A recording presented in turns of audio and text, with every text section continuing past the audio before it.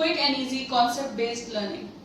So far we have discussed about the introduction and various stages of tooth development, and I have put some key takeaways at the end of these lectures, at the end of those corresponding lectures. If you want, you can go and take a look there. Here in this lecture we will learn about the root development. An important structure which is involved in the development of root is Hertwig's epithelial root sheath. So this structure comes from cervical loop. It is an extension of the cervical loop. What is cervical loop? This is the structure that we have seen in the Bell stage. It is a structure of high, there is a high rate of activity going on, and it is the place where the inner enamel epithelium joins with the outer enamel epithelium. So, if you remember the Bell stage, this was the Bell stage. So, this portion was the cervical loop. So, the extension of the cervical loop is nothing but Hertwig's epithelial root sheath.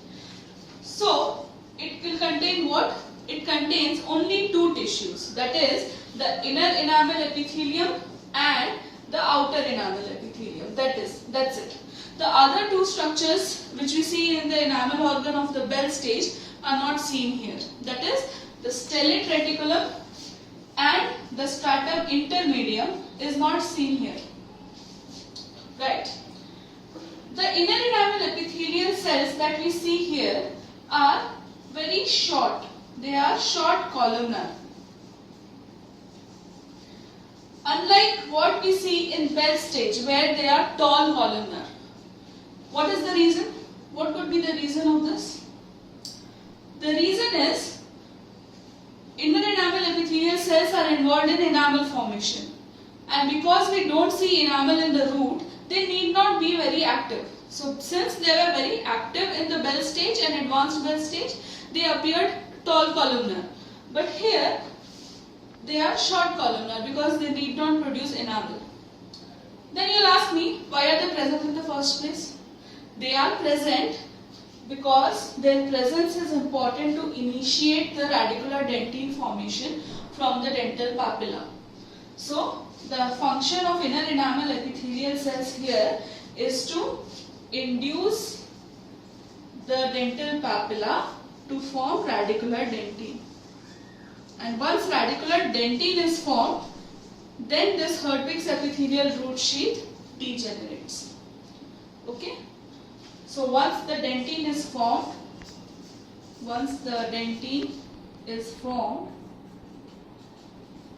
Hertwig's epithelial root sheath degenerates.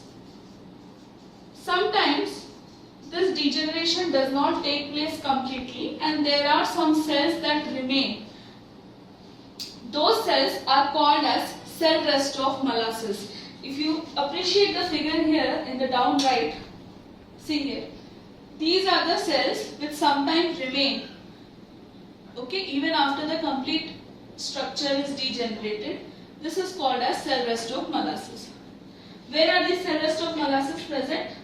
They are present in the periodontal ligament.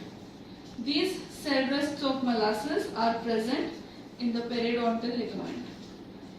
Please don't get confused with cell rest of Serres. Cell rest of Serres was seen where? They were seen in the gingiva and the jawbone, and they were the remnants of dental lamina. Whereas here, the remnants of Hertwig's epithelial root sheath are cell rest of mollusses.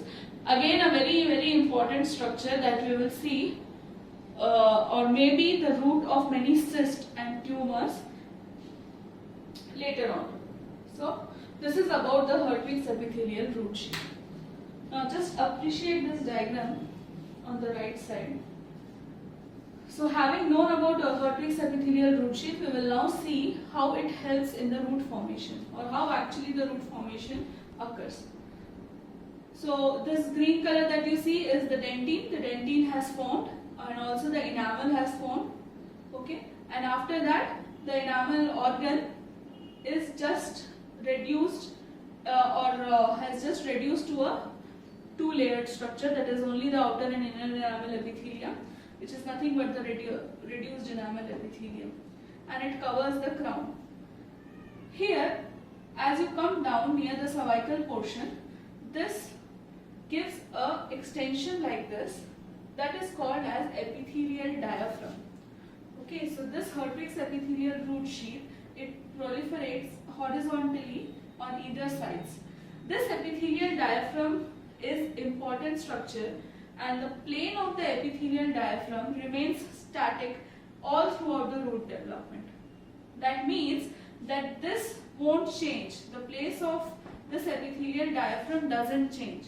So whatever root deposition has to take place takes place coronal to this. So here, just coronal to the epithelial diaphragm, there is proliferation and differentiation of dentine and later cementum. So as you can see from here, so this grows downwards like this. Okay, and see here, this was the enamel organ, this is the enamel, this is the dentine, and this plane remains the same here. This is again the epithelial diaphragm only, and as it is moving downwards, here on the inner side dentine is being deposited, and on the outer side this dental sac will proliferate, which will later differentiate into cementoblast and deposit cementum. And here, see, you can see that Hertwig's epithelial root sheath has degenerated entirely after the dentine formation is over, but somewhere it still remains, which forms the Sylvester of molluscs. Now, this is how the root development takes place. So far we have seen the root formation and the single rooted tooth. There is a little difference between how the root formation takes place in a single rooted tooth and a multi-rooted teeth. So multi-rooted teeth are nothing but our molars, mandibular molars which have 2 roots, and maxillary molars which have 3 roots. Okay. Also premolars. First premolar also has 2 roots, maxillary first premolar. So here, if you see this epithelial diaphragm that you see here, okay, there is one more tongue-like extension that is formed in between these 2 openings, that is called as a tongue-like extension, and it later invaginates inside. Okay, so as it invaginates inside, it divides the root into 2, and this end from here and this end, they join together. Okay, so the root is divided into 2, or where there is 3 root, if the 3 rooted tooth, then 2 tongue-like extensions are formed. If it is a 2 rooted tooth, 1 tongue-like extension is formed. And once the division takes place, then root formation in each root takes place just like what we have discussed in the single rooted tooth. Clear? So now if we consider 2 scenarios.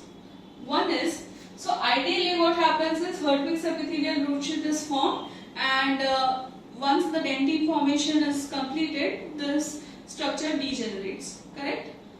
Now what happens if this structure does not degenerate even after the dentine formation is completed? So what happens if this does not disappear or degenerate? So after the dentine formation takes place, what happens generally in enamel organ? Because of the dentine, the ameloblast, they get the inner enamel epithelial cells get differentiated into ameloblast, and enamel is deposited. That is exactly what happens here also. So here also you will see structures which are called as enamel pearls. These are nothing but globules of enamels which are generally found in permanent molars near the furcation areas. Okay, and they occur because of the adherent hairs even after the dentine formation is completed. The second scenario to consider is if hairs disappear after the disappears even before the dentine formation has started. So what happens if the continuity is broken? broken hairs before dentine formation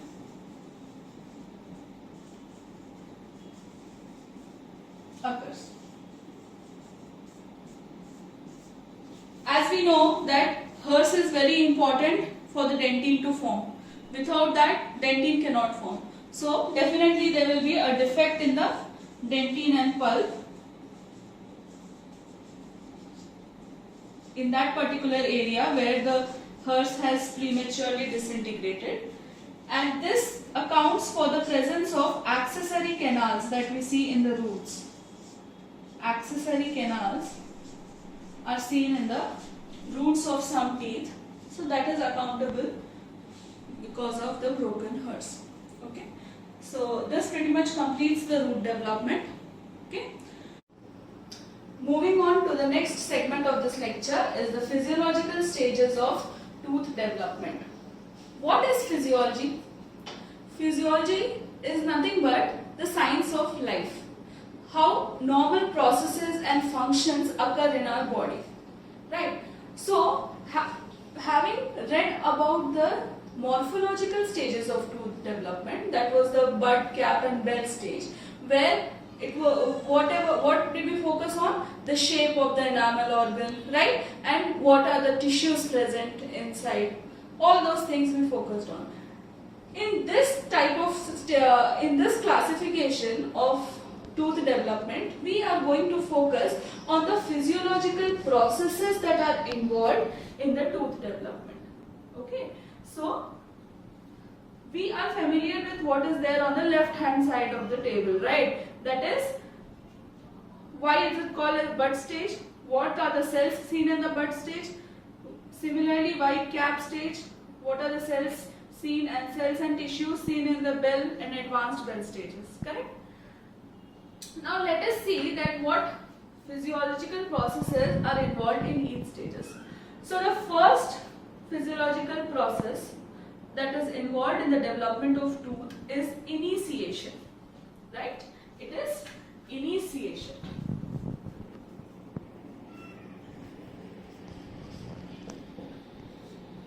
So, what is initiation? Initiation is an English word which means to start or to begin. So, initiation here you can see that it is correlated with the dental lamina formation. Correct? So, what we are going to study in initiation is nothing but how the tooth development has started from the scratch. So, the same thing that we see in the dental lamina. The cells of the dental lamina, they will proliferate and they will form enamel organ. Right? So, that is what initiation happens. So, it is just the beginning of the tooth development. Beginning of tooth development.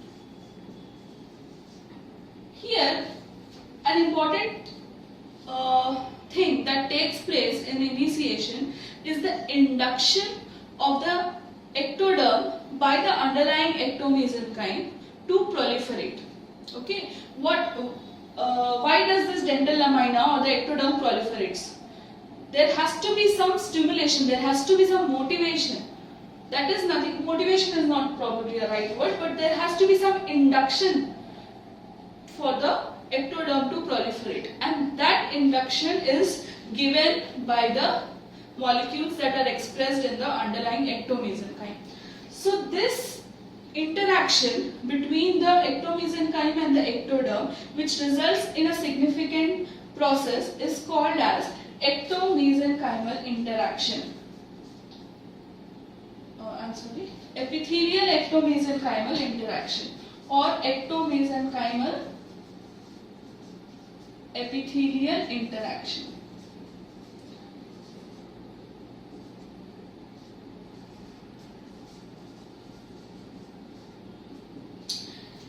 So here, because we are talking about primitive connective tissue, we are using the word ectomesenchyme. Otherwise, the other name for this interaction is epithelial mesenchymal interactions. Okay, when we talk about more mature tissues. But the concept remains the same, that this is nothing but a series of programmed and sequential and steps or sequential cascade that takes place between the epithelium and the connective tissue. So some molecules are expressed in the ectomesenchyme, or that is the connective tissue, and the ectoderm or the epithelium responds to it, and vice versa. And that leads to the formation of significant structures. So your epithelial mesenchymal interactions are involved in formation of tooth. They are even involved in the formation of your hand, your leg. Okay, so it forms a very important and vital aspect in the organ formation. So this takes place in the initiation. Now, what happens if this initiation is not proper, or if there is any hindrance or any kind of disturbance that takes place during this initiation phase? So suppose if the initiation does not take place, then what happens? So if there is no initiation, there is no dental lamina, there is no enamel organ, hence there is no tooth. So if the initiation fails to occur, it will lead to anodontia. Anodontia is nothing but no teeth in the jawbones. Sometimes, even though initiation takes place, it does not take place till the desired level. Or no, suppose we know that 10 enamel organs are supposed to form in the maxillary arch and 10 in the mandibular arch. Suppose initiation takes place only at 6 places, up and low, in the upper arch and the lower arch. Then we have only 12 teeth in the arch. So that kind of situation or that kind of state is called as oligodontia. Oligodontia is where you see teeth but less than the optimum number of teeth. So this is where the initiation is less or absent. Coming to where the initiation is taking place more than required, then you see extra teeth. So that is called as supernumerary teeth. So supernumerary teeth is a condition where you see more than 20 teeth in primary dentition and more than 32 teeth in the permanent dentition. So this is about initiation. Next we will see the proliferation. Now one more thing before I continue. Here you can see there is no correct relation, like bud stage is related to proliferation, cap stage to histodifferentiation. I have put flower brackets at many places that you even see in your textbooks. That is because a lot of physiological processes overlap each other. Okay?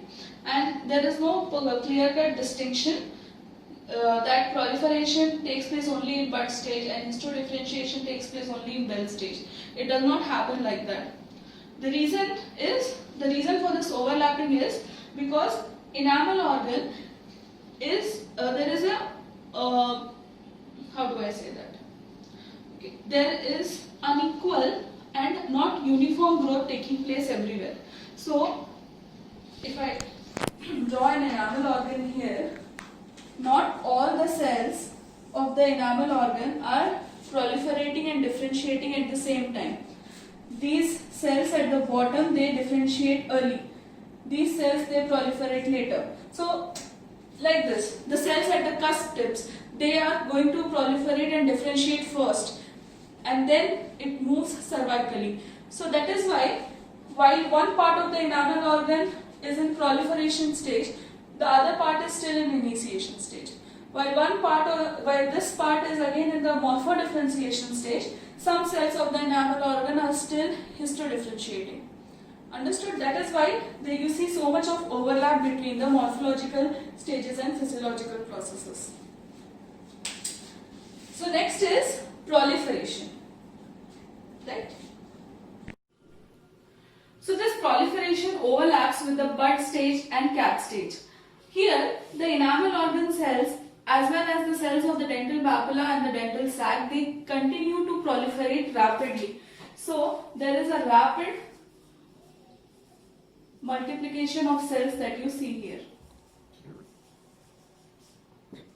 and these cells are of enamel organ, dental papilla and dental sac. So all these cells, they continue to proliferate. And as the cells of enamel organ also continue to proliferate, you see different shapes of the enamel organ like bud stage, cap stage and bell stage. At this point, if there is any disturbance, then what happens? So first thing is excessive proliferation, and that if you see, then you can end up with supernumerary teeth again. See, again this is also because of the overlap, that initiation and proliferation excessive can lead to supernumerary teeth. Okay. And the other thing that can happen is odontoma.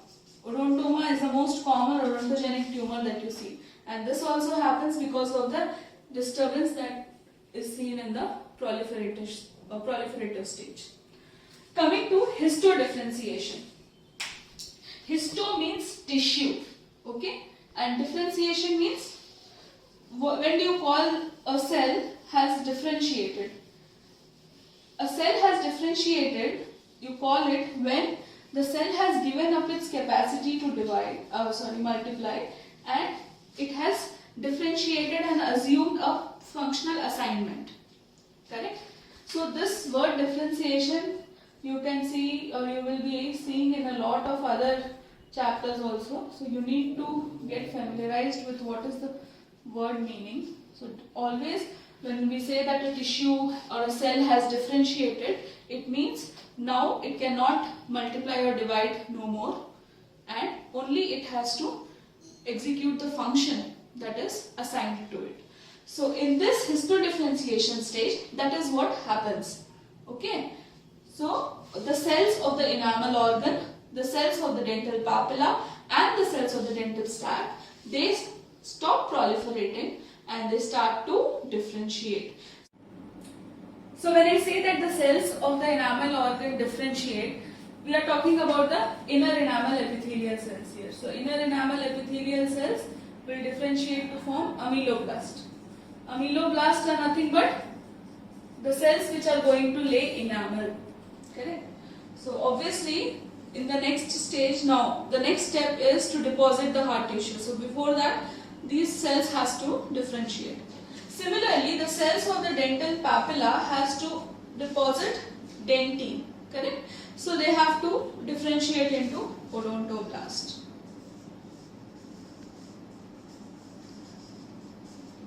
And coming to the cells of the dental sac, they are going to deposit your bone, cementum, periodontal ligament. So they differentiate into three types of cells. The cells which deposit cementum are called as cementoblast. The cells which deposit periodontal fibers are called as fibroblast. And the cell which deposits bone is called as osteoblast. Can you see some similarity in all these cells? Again, this is for BDS freshers, probably the seniors must be knowing this. When you use the suffix blast at the end of a cell, it means that it is a forming cell. Okay, so a forming cell is always a cell, obviously, which forms a new tissue. When you use the word clast, C-L-A-S-T, it means to resolve. So if I change the word blast and add the suffix clast, so osteoclast are the cells which are going to resorb the bone. When I change the suffix to clast here, cementoclast, they are going to resorb the cementum. Okay, but this is not uniform because an exception is fibroblast. Fibroblast both acts to form the fibers and also resorb it. There is no such cell called as fibroclast. Okay, that is one thing to remember. And the ameloclast also, there are no cells like that. Okay, so ameloblast, once they form, these cells are not going to remain in the body anymore. Whereas odontoblast, cementoblast and other cells, they are going to remain in your body. Again, that is the reason why we say that enamel once formed cannot regenerate itself, because the cells which are going to form enamel, they don't stay in your body, they get resorbed. Okay, so when there are no ameloblast remaining, once the enamel is damaged, it is damaged for life. It cannot be regenerated. But that is not the case with other tissues in the body, like dentine or pulp. They always have a capacity to regenerate up till some point, because these cells, they still remain viable even after the tooth development is completed. Okay, so these are few extra important points which probably you will not find in the textbook, but during the course of explanation only you will be learning these things, and these small things will go in a long way. I am telling it from my experience. Okay, so make a note of these things, I would suggest. So anyway, coming to the topic here, so histodifferentiation, we see that the primordium of these cells are going to form or differentiate into the functional cells, which ultimately are going to execute the function of depositing hard tissues. Now, what happens if there is a problem here? Suppose if the ameloblast is not formed properly. What will happen? If the ameloblast doesn't form properly, if the enamel that it will lay, that also will not form properly. So that leads to a condition which is called as amelogenesis imperfecta.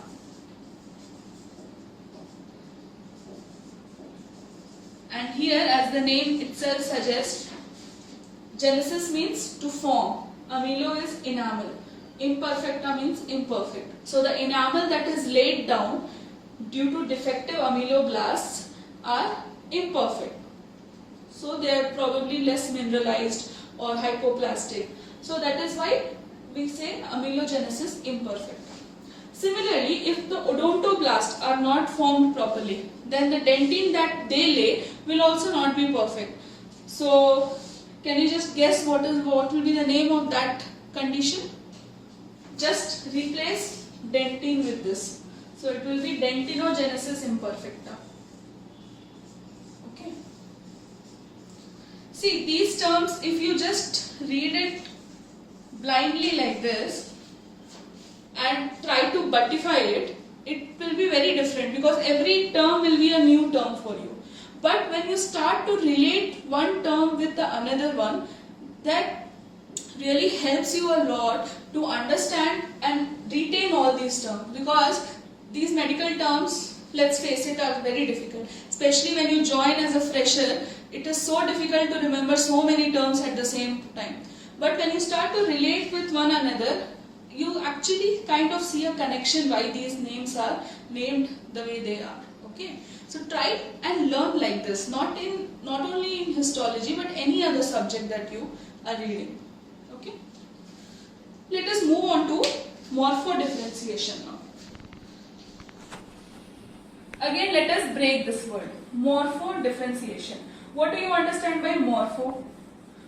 Anywhere in the textbook, if you read the word morpho, it means the size and shape of anything. So here also, when we say morphological stages, why are we saying morphological stages? Because we are referring to the size and shape of the enamel organ. Similarly, why this stage is called as morphodifferentiation stage? It is called so because the shape of the tooth is established in this stage. Okay, the shape of the tooth is established.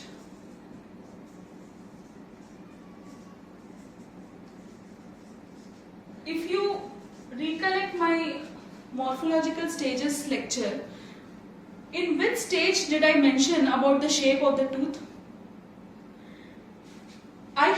I mentioned a structure called as enamel knot in cap stage. You remember? And I also mentioned that one of the function of cap stage was to determine the shape of the tooth. Sorry, one of the function of enamel knot was to determine the shape of the tooth.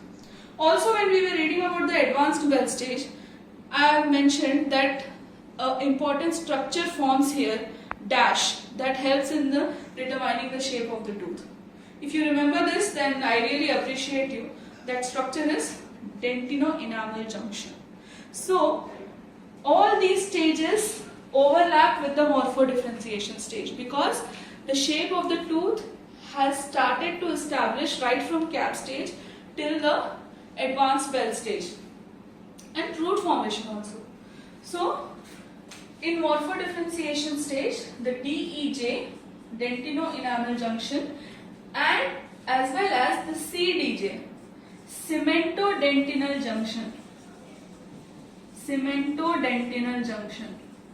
Both of these junctions are established in this stage. That is why the shape of the tooth is also established in this stage. So DEJ, that is dentino-enamel junction, acts as a blueprint for the shape of the crown, and the CDJ acts as a blueprint for the shape of the root. So crown and root together, the shape of the tooth is established. Right? Here, now, for morphodifferentiation to occur, a very important stage or a very important process has to happen. Otherwise, morphodifferentiation cannot occur. That is nothing but proliferation. Why? Because unless the enamel organ proliferates, unless the dental papilla proliferates, how will the shape be formed? It is only because of the unequal proliferation of the enamel organ and the dental papilla and dental sac is the shape determined. Correct? So morphodifferentiation cannot occur without proliferation. So this is what happens normally. Now let us see a scenario where, so let's say some disturbance has occurred in this stage. Then what happens? The shape of the tooth is not how it is supposed to be, right? So probably it can happen in two ways again. What happens if the enamel organ is not proliferated much? So the tooth that is going to form is smaller than the actual size. That condition is called as microdontia. Micro is small, dontia is teeth. Microdontia. Again, related to this only. If you remember microdontia, you automatically can remember the second one that I am going to say. If the enamel organ has proliferated more than required, then the tooth is going to form larger than the actual size. So no points for guessing the name for that. That will be macrodontia. Macrodontia. Macro is large, dontia is tooth. Now, leave about the shape, the size of the tooth. Let us talk about the shape because both of it is getting established here, right? So we have talked about the size. Let us talk about the shape of the tooth. Now, what if the size is okay, but the shape of the tooth is a little different? That leads to a condition which is called as peg lateral. Peg lateral, if you must have seen in some people, all their tooth will be fine, but the lateral incisor, the maxillary lateral incisor will be very small. The central incisors will be properly shaped like this. The canines will also be proper, but the lateral incisor will be very small like this. It looks like a deciduous incisor. That is nothing but peg lateral. And one more thing which happens is, any tooth that you take, probably while you are carving you must have noticed this, the cervical portion is constricted, and as you come downwards incisally, it flares up. Okay, so there is a flaring up or divergence when you come incisally. But in peg lateral, you see a conical teeth like this. So this divergence is not seen. Okay, so that is peg lateral. Another thing is dense indent. This is also an abnormally formed teeth. Dense indent. Okay, so this is about morphodifferentiation. Next is the last one, that is apposition. what do you understand by the word apposition? Apposition, okay, leave about what is the word apposition. What actually happens, or which morphological stage have I related apposition with? Enamel and dentine matrix formation. So now the cells have differentiated, the shape of the tooth has been established. The last thing that has to happen is hard tissue deposition. So enamel and dentine has to deposit. The way they are getting deposited is also very peculiar and important.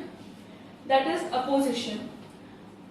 You don't see a large layer or a large a brick of enamel coming and getting deposited like this. Dentine coming and getting deposited like this. Always the hard tissues are deposited in increments. Remember, be it bone, be it cementum, be it enamel or dentine.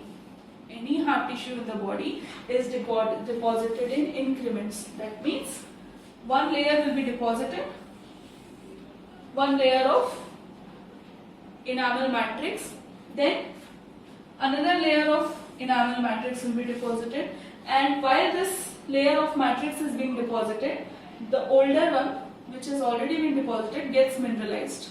Okay, so matrix deposition occurs, and after that calcium hydroxide crystals get deposited, which is nothing but mineralization. So it always occurs in increments. That is the reason when you go to enamel, dentine and all, you will see something called as incremental lines.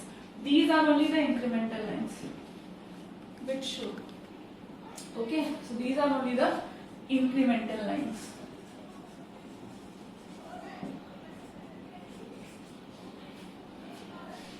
So that is apposition. Always remember, any hard tissue always deposited in increments. That is why you see these lines anywhere in the hard tissue. The names are different. In enamel it is different, and in dentine it is different. Now what happens if there is some disturbance at this stage? Now everything is over. The shape, size, those things cannot be altered. So whatever we see here, the tooth will be of normal shape and size. But the quality of the tooth will be different, will be less. So the quantity will be fine, that is the number of teeth will be optimum, the shape will be correct, the size will be correct, but the quality will not be good. So suppose the apposition, there is a disturbance. Probably the enamel that is laid down is not hard enough. It is not mineralized properly. So you see hypoplastic enamel. Hypoplastic is when there is a defective matrix. During the matrix formation, if there is any disturbance, then you see a hypoplastic tooth. Suppose the matrix is laid properly, but during the mineralization there is a problem. So you see hypomineralized teeth. That is because of defective mineralization. Okay. Now suppose what if excessive apposition takes place? That condition usually occurs in the root where excessive cementum is deposited. That leads to a condition which is called as concrescence. Concrescence. Here what happens? Two roots will be joined to each other because of the excessive cementum. I'll draw a figure here to explain you. Suppose this is a tooth.